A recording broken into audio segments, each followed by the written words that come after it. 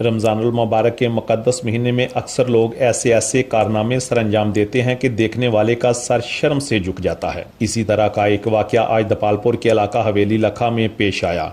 3 ख़वातीन एक मासूम बच्चे के हमरा बाजार में ख़रीदारी के बहाने गईं और जैसे ही मौका मिला दुकान से कपड़े के कई थान चुरा लिए, जिसकी फुटेज 87 न्यूज़ ने हासिल कर ली। दुकानदारों ने ऐसी वारदातों से बचने के लिए सर जोड़ लिए और पुलिस ने भी अपनी वर्दियां कस लीं।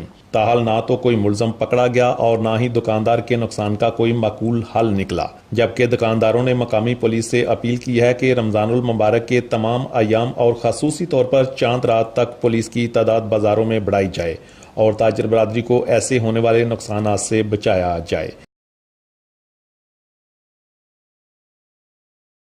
3 ख़वातीन एक मासूम बच्चे के हमरा बाजार में ख़रीदारी के बहाने गईं और जैसे ही मौका मिला दुकान से कपड़े के कई थान चुरा लिए, जिसकी फुटेज 87 न्यूज़ ने हासिल कर ली।